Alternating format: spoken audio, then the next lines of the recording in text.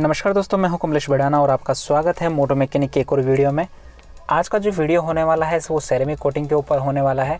तो अगर आप थंबनेल देखकर वीडियो देखने आए तो ये बात तो पक्की है कि आप अपनी कार या बाइक से काफ़ी लगाव रखते हैं और आप चाहते हैं कि उसकी शाइन हमेशा बनी रहे। तो मैं आपको पूरा प्रोसेस बताने वाला हूँ कि किस तरीके से सेरेमिक कोटिंग को हम अप्लाई करने वाले हैं इस बाइक के ऊपर, और साथ ही मैं आपको बताने वाला हूँ कि और कौन कौन सी चीज़ें होती है जिनका हमें ध्यान रखना पड़ता है कि कितनी लेयर लगानी चाहिए, इसको कौन से एनवायरनमेंट में लगाना चाहिए, कितना टाइम तक इसकी ड्यूरेबिलिटी है, और इसके साथ ही इससे संबंधित जो भी सवाल हैं उनका मैं जवाब आपको देने वाला हूँ इस वीडियो में। तो बने रहिए इस वीडियो को और इस वीडियो को कंप्लीट देखिएगा, बिकॉज़ अगर आपने इसमें कुछ स्किप किया तो हो सकता है कि आप इसमें कोटिंग ढंग से ना कर पाएँ। तो आप वीडियो में देख रहे हैं, सबसे पहले जो है हम वॉशिंग कर रहे हैं हाई प्रेशर वॉशर से। तो अगर आपके पास हाई प्रेशर वॉशर नहीं है तो आप बकेट से भी वॉश कर सकते हैं या फिर जो नॉर्मल घर में पाइप होता है उससे भी आप वॉश कर सकते हैं। बट आपको ध्यान थोड़ा ये रखना पड़ेगा कहीं पर मिट्टी ना रहे, क्योंकि अगर सपोज कीजिए कि आप सब कुछ साफ़ करने के बाद में आप माइक्रोफाइबर क्लॉथ से आप सेरेमिक कोटिंग अप्लाई कर रहे हैं, इन बिटवीन अगर आपको कहीं से मिट्टी मिलती है या फिर जो स्पंज काम ले रहे हैं सेरेमिक कोटिंग के लिए वहाँ पर मिट्टी लग जाती है, तो वो कहीं ना कहीं फिर हमारे काम को जो है इतना परफॉर्मेंस नहीं दे पाएगी। अभी जो वॉशिंग वाला स्टेप है वो कंप्लीट हो चुका है, हमने गाड़ी को अच्छी तरीके से वॉश कर लिया है शैम्पू के साथ में। अभी जो नेक्स्ट स्टेप है वो है रबिंग का। अभी जो आप ये पॉलिशर देख रहे हैं ये डिवोल्ट का है, काफ़ी अच्छा पॉलिशर है, इसको बफरिंग मशीन भी बोलते हैं। अगर आपको इसका लिंक चाहिए तो वो डिस्क्रिप्शन में आपको मिल जाएगा। यहाँ पर आप रबिंग अगर नहीं करना चाहते तो क्ले बार का भी यूज़ में ले सकते हैं, क्ले बार का भी मैं लिंक डिस्क्रिप्शन में दे दूँगा। वहाँ से क्ले बार को यूज़ में लेके आप एक बार पूरी गाड़ी के ऊपर अप्लाई कीजिए। रबिंग करने का रीज़न ये था कि इसके ऊपर अगर छोटे मोटे स्क्रैचेस हैं तो सेरेमिक कोटिंग से नहीं जाएंगे, उसके लिए हमें रबिंग करना रहेगा, क्योंककि आप भी जानते हैं रबिंग में काफ़ी स्क्रैचेस जो हैं निकल जाते हैं। तो अगर आप रबिंग पॉलिश या फिर वैक्सिंग के लिए कोई प्रोडक्ट यूज़ में लेना चाहते हैं तो 3M के या फिर मैग्योर्स के सबसे बेस्ट प्रोडक्ट हैं आज की डेट में। ये मैं वीडियो बना रहा हूँ सेरेमिक कोटिंग के ऊपर, और जल्दी टेफ्लॉन कोटिंग के ऊपर भी ये वीडियो आने वाला है हमारे चैनल पे। तो अभी तक आपने अगर चैनल को सब्सक्राइब नहीं किया है तो जल्दी से आप सब्सक्राइब कर सकते हैं, और साथ ही बेल आइकन को ज़रूर दबा लीजिएगा ताकि आने वाली वीडियोज़ की नोटिफिकेशन आप तक ज़रूर पहुँच जाए। तो पॉलिशर को चलाते समय आपको काफ़ी ध्यान रखना पड़ेगा बाइक पर, बिकॉज़ बाइक में काफ़ी कर्व्स होते हैं कार के मुकाबले।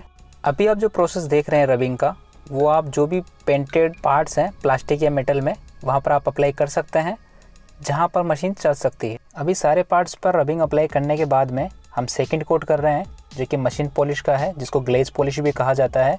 ये इसलिए है कि आपकी गाड़ी का कलर अगर डल है तो गाड़ी के कलर को इन्हेंस करने के लिए इसका यूज़ में लिया जाता है। ये स्टेप्स होने के बाद में हम एक साफ़ माइक्रोफाइबर क्लॉथ से गाड़ी के सभी पैनल्स को साफ़ कर लेंगे जहाँ पर हमें सेरेमिक कोटिंग अप्लाई करनी है।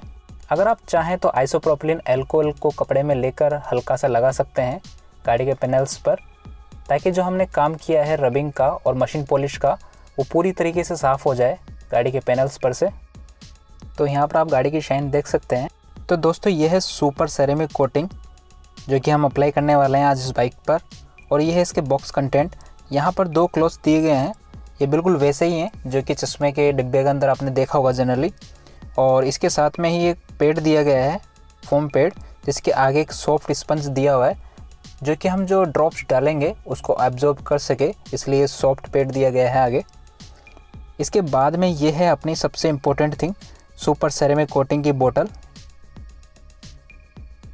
जो कि 30 ml है और कांच की बोतल है। आप तो आपको अप्लाई करने के टाइम पे थोड़ा ध्यान रखना पड़ेगा। 30 ml है, प्राइसिंग इसमें 1600 रुपये दी गई है, बट ये 1200 रुपये के आसपास पड़ेगी आपको।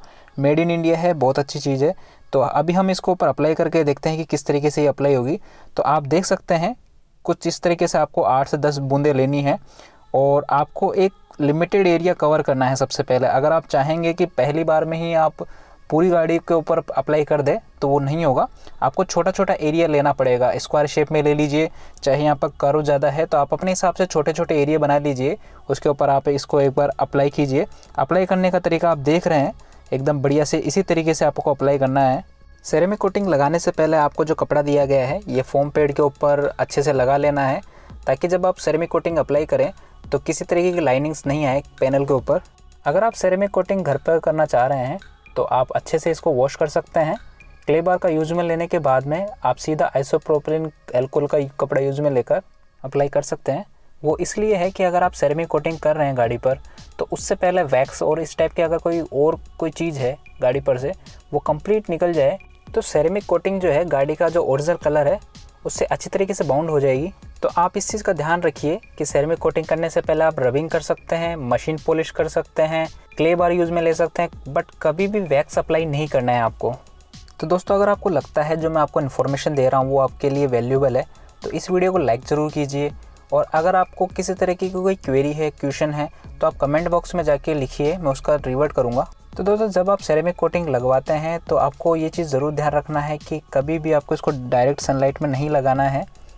डस्टी कंडीशंस नहीं होनी चाहिए। ऐसा ना हो कि आप सेरेमिक कोटिंग अप्लाई कर रहे हैं और पास में हेवी ट्रैफिक निकल रहा है और वहाँ से डस्ट निकल रही है। एक मोस्ट इम्पॉर्टेंट चीज़ और है कि डार्कनेस जो है बहुत ज़्यादा नहीं होनी चाहिए, लाइटिंग कंडीशन अच्छी होनी चाहिए। ऐसा ना हो कि अंधेरा बहुत ज़्यादा हो और आपको पता ही नहीं चले कि सेरेमिक कोटिंग कहाँ पर लगी है और कहाँ नहीं लगी, और अच्छी तरह साफ़ भी ना हो पाए। जब हम इसको माइक्रोफाइबर क्लॉथ से साफ़ करेंगे तो कहीं जगह अगर रह जाएगी और अगर वो सूख जाएगी तो वो फिर परेशानी बनेगी। और अगर सेरेमिक कोटिंग की कॉस्टिंग की बात करें तो ये आपको कम से कम अगर 1200 रुपये की आप ले रहे हैं सुपर सेरेमिक कोटिंग, ये एक ठीक ठाक क्वालिटी है। इससे आपको 30,000 35,000 या फिर इससे भी ज़्यादा कॉस्ट करती है as per quality and as per company different plans.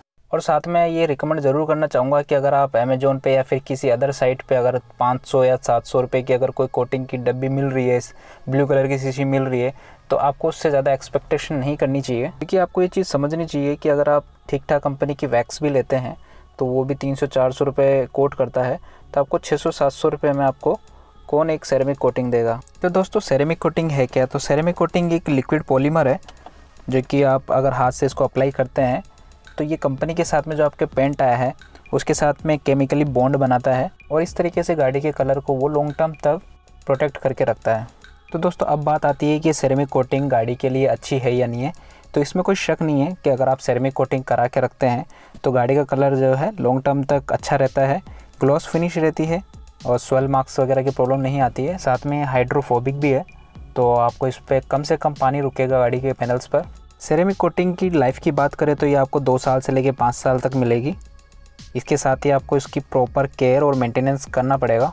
अगर बात करें इसकी लेयर्स की तो आप 2 कोट कर सकते हैं, मैक्स टू मैक्स 3 कोट कर सकते हैं। इसके लिए आपको एक लिमिटेड टाइम का अंतराल देना पड़ेगा।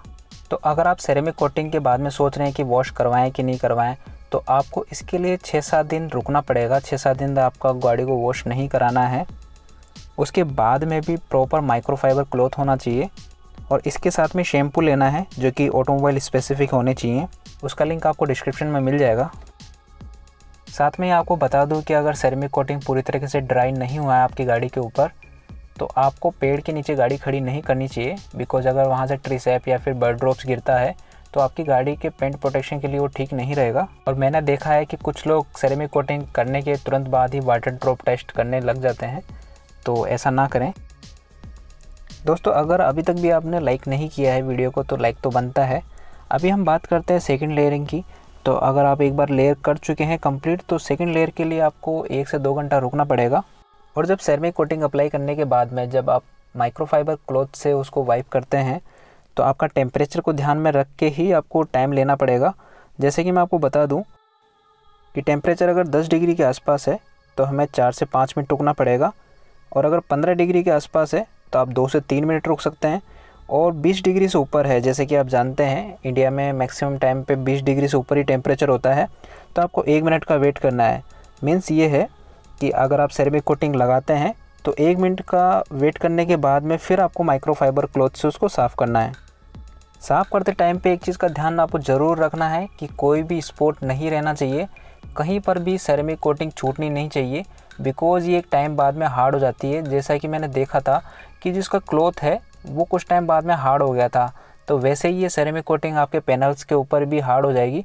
तो अगर कहीं पर लाइनिंग रह गई या अगर कोई ड्रॉप रह गया जहाँ पर सेरेमिक कोटिंग बची है तो फिर उसको हटाने के लिए आपको काफ़ी मशक्क़त करनी पड़ सकती है। हमने किस किस चीज़ के ऊपर ये सेरेमिक कोटिंग अप्लाई करी है वो मैं भी आपको बता देता हूँ। हमने अप्लाई किया है जितने भी पेंटेड पार्ट हैं, चाहे वो मेटल के हों या प्लास्टिक के हों, उस पर। साथ ही व्हील रिम्स के ऊपर अप्लाई किया है और हेडलाइट्स और टेल लाइट के ऊपर भी सेरेमिक कोटिंग अप्लाई की है। दोस्तों अगर आप कार ड्राई क्लीन से रिलेटेड वीडियो देखना चाहते हैं तो आई बटन में मैंने दे दिया है, वहाँ से आप चेक कर सकते हैं। तो दोस्तों ये थी आज की वीडियो। आशा करता हूँ आपको अच्छी लगी होगी। मिलते हैं अगली वीडियो में। Thanks for watching.